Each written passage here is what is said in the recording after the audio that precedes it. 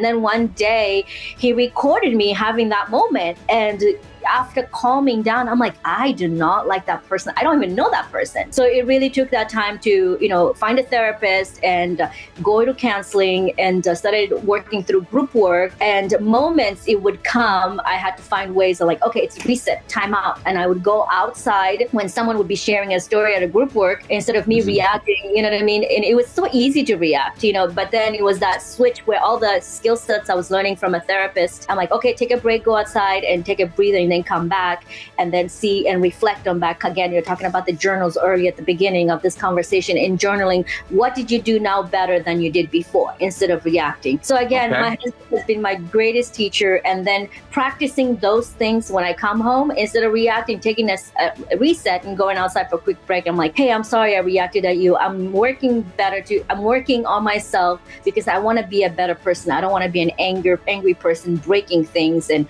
hurting things, because that doesn't lead it. I do not like that person. But the adversity that I faced is not only the survival of living without food in the waiting for the lines, is to be creative enough to shove and push and fight through the lines with the adults and pick fights to make it to the beginning of the line, to know, if I would be doomed if I was at the end of the line, because then my family would not eat. Wow. And this was a constant, daily struggle for 5 years.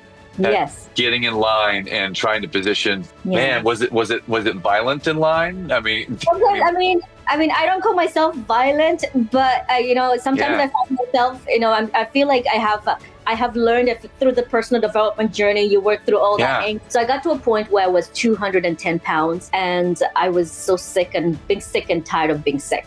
So that is what led me into starting taking walks. And then I joined a group, and then I started a walking group and a hiking group. And then I said, you know what, I'm going to challenge my body to try things it's never done, like kayaking, like rafting, like climbing mountains, which led, when you start doing that, then you start, people want to join you. And then women started asking me to take them to Mount St. Helens, to climb Mount St. Helens, or to climb, to challenge their bodies. So I went into this health journey that I got rid of 80 pounds. And I became this person that I did a lot of personal development. I don't know if you remember One Life conference a couple years ago. I've never been, but I've heard.